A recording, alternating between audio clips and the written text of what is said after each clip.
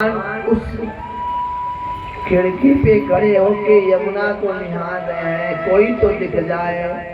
और इतना ज्यादा सोचते सोचते विभोर हो गए भगवान कि भगवान को लगा जैसे मानो कि मैं गैया चराने गया हूँ। तभी अचानक देख रहे हैं कुछ लोग गाय लेकर छोटे छोटे बच्चे जा रहे हैं। भगवान को लगता है ये तो हम ही लोग हैं। भगवान कहते मंगल जल्दी करो, श्री दामाद जल्दी करो, लेट हो गया है, विलम्ब हो गया है, मैया इंतजार कर रही है। और ये कह करके कस कस के चिल्ला रहे, ओ मुदमंगल, ओ श्री दामाद सुन लो। भगवान कह रहे हैं कि हमको यशोदा मैया दिख जाए, नंद बाबा दिख जाए, कोई ग्वाल वाल दिख जाए। और यही सोच सोच के भगवान बहुत कस कस के रोने लगते हैं। श्री कृष्ण रोने लगते हैं। भगवान की रोने की आवाज सुन करके बगल के कमरे में बैठे हैं उद्धव, और उद्धव जी आते हैं। भगवान का रोना सुनकर पूछते हैं क्या हो गया? भगवान आप रो रहे हैं, क्या हो गया? भगवान ने कहा उद्धव, आज मुझे अपनी मैया का याद आ रहा है, आज मुझे अपने गांव का याद आ रहा है, आज मुझे अपनी गैया का याद आ रहा है, अपने मित्रों का याद आ रहा है। मुझे बहुत रोने का मन कर रहा। उद्धव ने कहा आप तो नारायण हैं, आप क्यों रो रहे हैं? आप तो परम ब्रह्म हैं, आपको तो सब पता है ना। भगवान ने कहा उद्धव सब पता है, लेकिन मुझे बहुत याद आ रही है, मुझे ग्वाल बाल मैया की याद आ रही है, मुझे तो बहुत याद आ रही है। उद्धव ने कहा प्रभु उन अनपढ़ गवार ग्वालों की याद आपको सता रही है, आप तो परम ब्रह्म है, ज्ञानी है, आप क्यों सोच रहे हैं? भगवान ने कहा उद्धव वो गोपियां मेरे लिए प्राण त्याग सकती हैं, मुझे यशोदा मैया के हाथों का खाना याद आता है, यशोदा मैया याद आती है, मुझे मेरे बाबा याद आते हैं जो बिना मेरे कभी जूती नहीं पहनते थे, जानकर जूती घर में छोड़ करके चले जाते थे बाहर, इसलिए जाते थे कि अभी कन्हैया सर पर जूती कर कर ले आएगा और कहेगा बाबा इसे पहनो न, मैया आपको चिल्लाएगी। भगवान ने कहा मैया को तो मैंने कभी चैन की नींद दिया ही नहीं उद्धव, मैं तो दिन रात चोरी करता था, लोगों को परेशान करता था, गोपियों की हड्डियां तोड़ता था, उनके माखन खाता था, साड़ी हड्डियों को तोड़ तोड़ के परेशान करता था। मैया तो बस उल्हना सुन सुन करके परेशान थे, लेकिन मैया ने कभी मुझे डांटा नहीं उद्धव, बाबा ने मुझे कभी कुछ नहीं कहा उद्धव। गोपियां एक बार जब मैया ने मुझे बहुत डांटा, क्यों जाता है चोरी करने, तेरे घर में माखन नहीं है, तो मैंने चोरी करना छोड़ दिया। उसके कुछ दिन के बाद गोपियां आई, अब मैया से यशोदा क्या कन्हैया से तेरा है, हम लोग का नहीं है, जब से चोरी नहीं करता मानो हमारे तो भाग्य ही रुठ गए। गोपियां मुझे बहुत मानती थी उद्धव, मैया तो बिना खिलाए मुझे सो ही नहीं पाती थी उद्धव।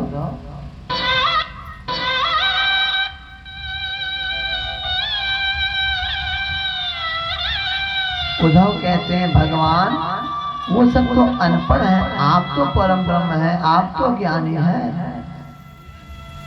भगवान ने कहा कि उद्धव ज्ञानी मैं कैसे हुआ, मैं तो 1 साल के लिए गुरुकुल गया था। उद्धव ने कहा आपसे तो ज्ञान की प्रारंभ ही है, आपसे तो ज्ञान शुरुआत है, आपसे तो सब कुछ प्रारंभ होता है।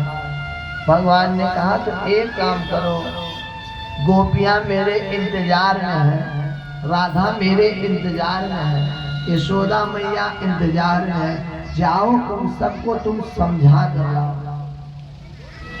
उद्धव की नजर में सबसे ज्यादा महत्व था ज्ञान का। थोड़ा ऊंचा करिए।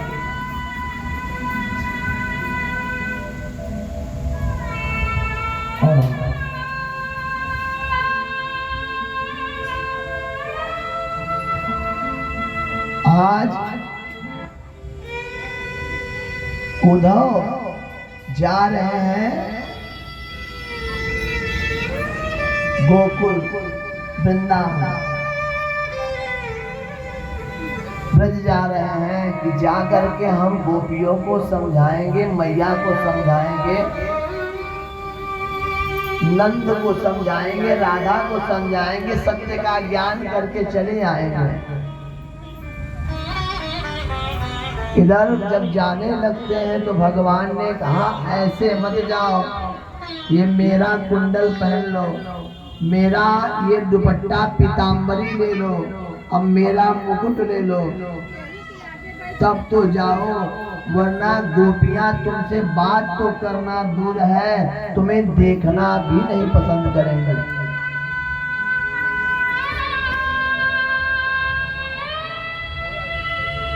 गोपियां तुम्हें देखना भी नहीं पसंद करेंगे, मेरे कपड़े की महक से तुम्हें देखेंगे।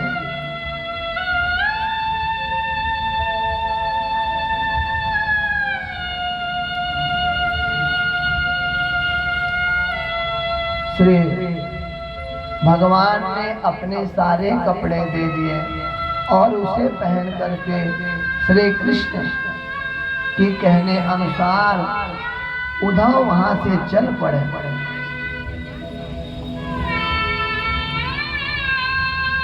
जब वो रास्ते में पहुंचते हैं तो रास्ते में गोपियां मिलती हैं। गोपियों से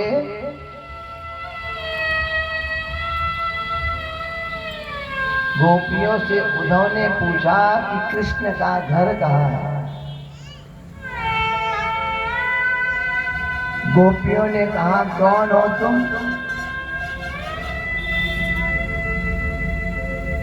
तुम गोकुल से आए हो, गोकुल के तो नहीं रहे हो, तुम कहाँ से आए हो, तुम कंस कहाँ से आए हो क्या?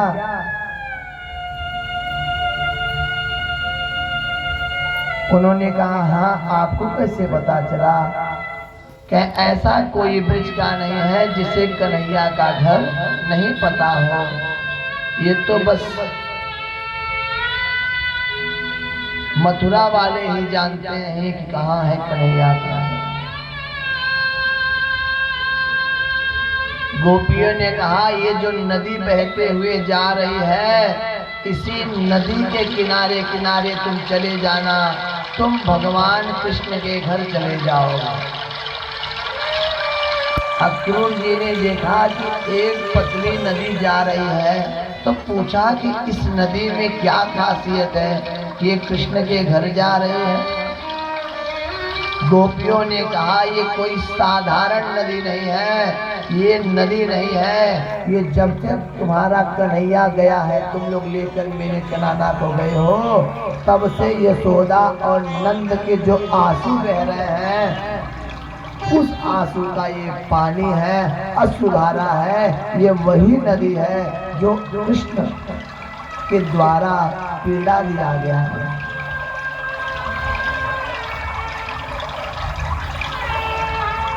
अक्रूर जी जाने लगते हैं तो गोपियों ने कहा लगता है कि कंस का श्राद्ध आने वाला है, तो वहां से वो लोग हम गोपियों का मांस मंगाए होंगे खाने के लिए।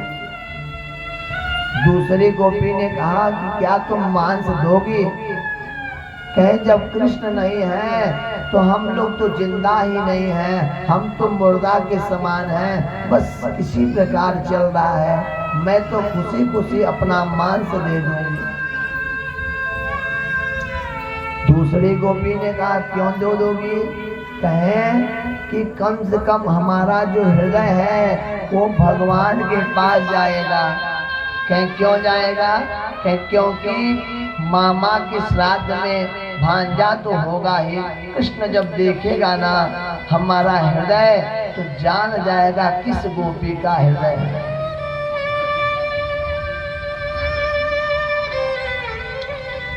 अक्रूर जी जब भगवान के घर पहुंचते हैं तो देख रहे हैं कि एकदम खंडहर की तरह एक घर है। घर के दरवाजे पर पहुंचते हैं तो बहुत पुरानी एक दरवाजा लगी है। खटखटाते हैं, नंद बाबा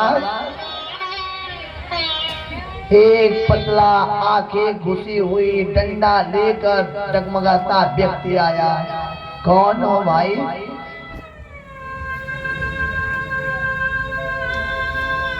नंद बाबा के पूछने पर उद्धव कहते हैं कि बाबा मैं आया हूं कृष्ण का मित्र।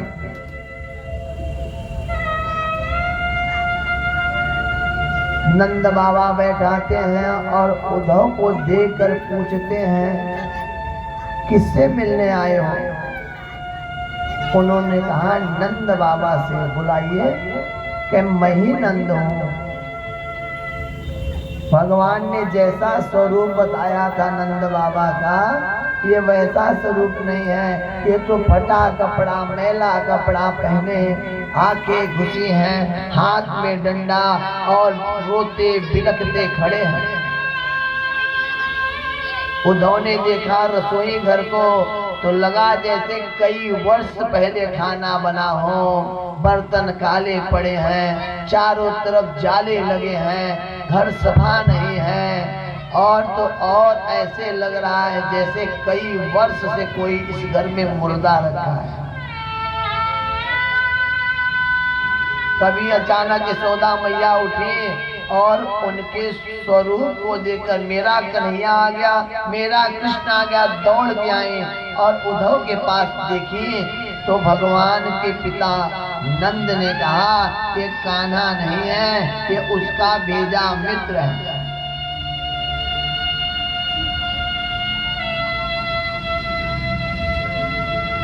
मैया ने कहा कि कन्हैया क्यों नहीं आया?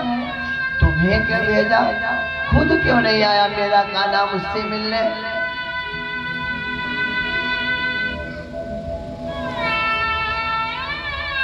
उद्धव ने कहा उन्होंने मुझे भेजा है आपके पास। मैया ने कहा जब वो छोटा था ना और जरा सा रोता था तो मैं सारे काम छोड़ के भागती थी। रात रात उसके लिए मैं जागा करती थी। बिस्तर पे यदि वो गीला कर दे तो मैं सोती थी, मैं अपने सीने पर सुलाती थी। उसे भूख लगता था ना तो किसी के हाथ से नहीं खाता था, मेरे हाथों से खाता।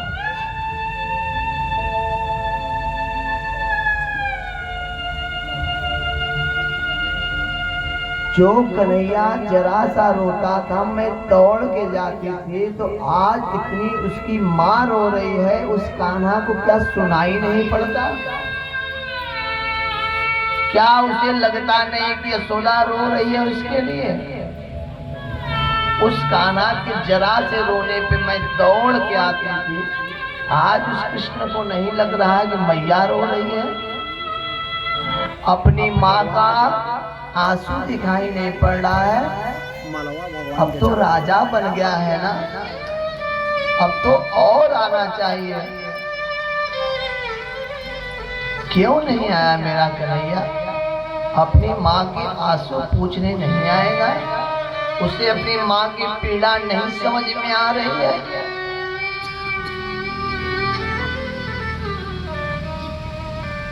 उद्धव कहते हैं मैया भगवान भी बहुत आपको याद करते हैं। मैया ने कहा देवकी ने ऐसा क्या कर दिया कि मेरा लाल मेरे पास नहीं आ रहा है। उद्धव ने कहा कि देवकी मैया ने कहा है कि यशोदा से कह देना कि यशोदा तूने ऐसा पालन किया है कन्हैया का, धन्य है यशोदा तू कि तेरी परवरिश ऐसी है कि मेरा जीवन सफल। और देवकी मैया ने ये भी कहा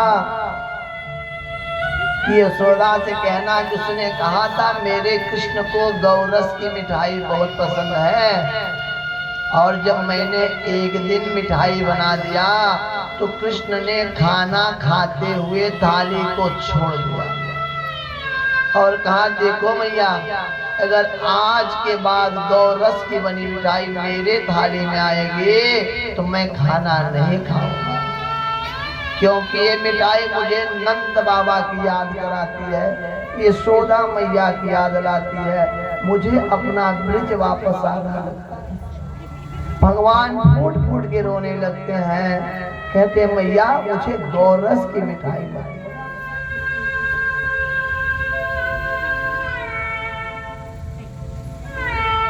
यशोदा मैया इतना कह करके बेहोश हो जाती है। नंद बाबा कहते हैं कि जितना देर तुमसे बात करी है बस इतना देर ये बात करती है, फिर ये मूर्छित रहती है। जितना देर ये मूर्छित है उतने देर सोती है, फिर उठती है, फिर भागती है और जा करके एक एक गोपियों के यहाँ जाकर कहती है मेरे कान्हा को देखी है क्या, मेरा कन्हैया देखा।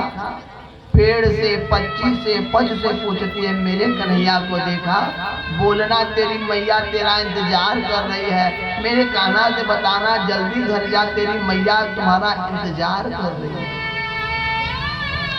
कहीं जाती है गोपियों के घर रोती है कि मेरे कन्हैया को तुमने बांध रखा है, मेरा कान्हा चोरी करता था मैं जानती हूँ, लेकिन मेरे कान्हा को छोड़ दो, तुम्हें जितना सामान चाहिए, पैसा चाहिए, मोहर चाहिए, मक्खन चाहिए, मिश्री चाहिए मैं दूंगी, मेरे कान्हा को छोड़ दो। घर घर जाती है, पागलों की तरह जा जाकर रो रो के घरों पे गिरी रहती है, मैं उठा उठा कर लाता। जिस दिन से मैं हम लोगों के पास से गया है ना, आज तक हमारे घर में खाना नहीं बना,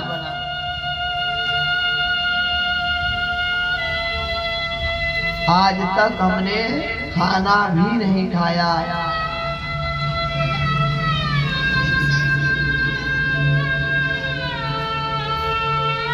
भगवान की इन बातों को सुनकर उद्धव कहते हैं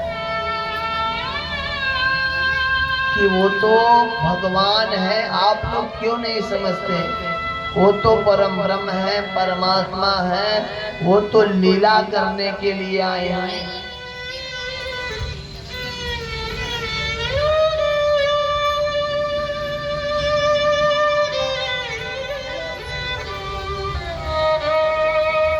नंद बाबा ने कहा कि वो भगवान है।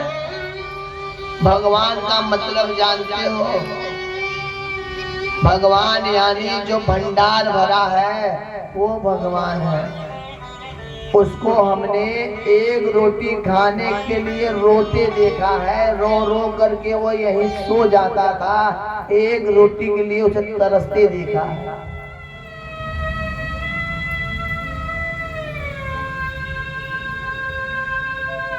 तुम कहते हो भगवान है, और बेटे अगर पिता माता को छोड़कर चले जाएं वो तो बर्दाश्त है। अभी तक तो मैं ये सोच रहा था मेरे भगवान मेरे साथ है, लेकिन अब तो ये पता चल गया कि आज भगवान चले गए, अब किसके सहारे मैं जीऊं।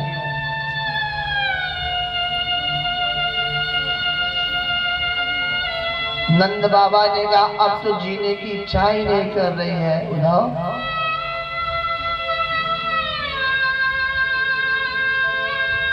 उद्धव ने बहुत समझाने की कोशिश किया। कहें कृष्ण कृष्ण को तो हमने कितना बार डांटा है, कितना बार मार खाया है। घर घर चोरी करता था वो कृष्ण, वो भगवान है।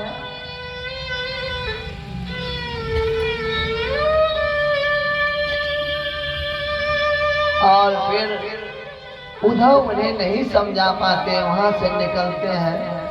रास्ते में एक गोपियां मिले। गोपियों से जब समझाने लगे तो गोपियों ने कहा कि कन्हैया से कह देना कि अब हम लोग तो सिर्फ जिंदा लाश हैं, अब तो हमारे अंदर प्राण है ही नहीं, क्योंकि हमारे प्राणेश्वर, हमारे सब कुछ भगवान थे, और जब वही नहीं रह गए हमारा जीवन तो ऐसे ही समाप्त हो गया।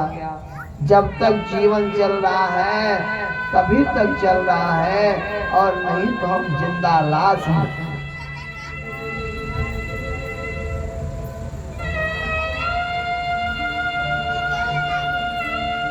गोपियों को उन्होंने समझाया कि देखो वो परम ब्रह्म है, परमात्मा है, उनका जीवन बहुत अलग है। वो तुम लोगों के साथ जितना समय देना था दे चुके हैं, अब तुम लोग आनंद से भजन करो, उनके लिए अपने जीवन को समाप्त ना करो। गोपियों ने कहा कि हम कृष्ण को तो छोड़ सकते हैं, लेकिन कृष्ण के कहानी को, कृष्ण के भजन को नहीं छोड़ सकते। या तो हम जीवित नहीं रहेंगे तभी ठीक रहेगा, और जीवित है तो हम बिना कृष्ण की कथा के नहीं रह सकते।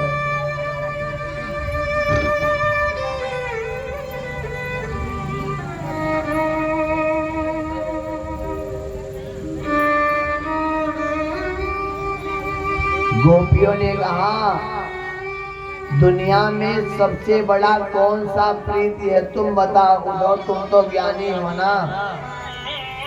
उद्धव ने कहा निस्वार्थ प्रेम का। गोपियों ने कहा हमने निस्वार्थ प्रेम कन्हैया से किया था, बताओ क्या उसने हमको दिया, क्यों हमें छोड़ दिया, हम तो निस्वार्थ प्रेम कर रहे थे।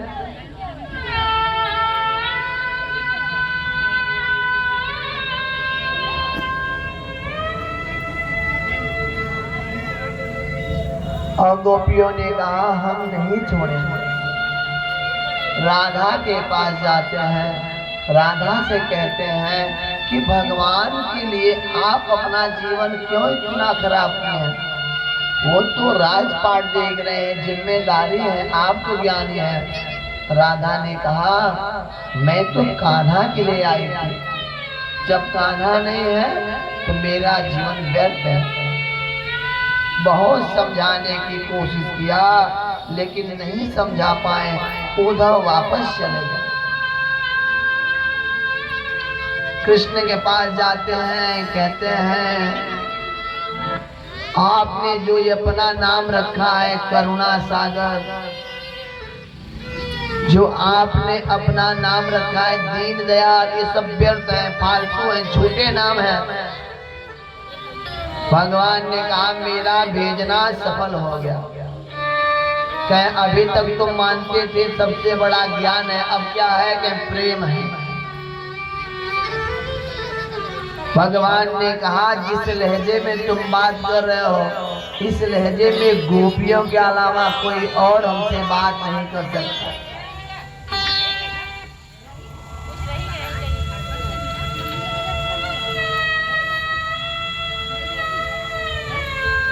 आइए एक भजन।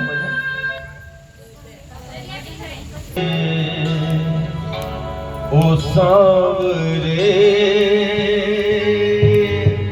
ओ सांवरे,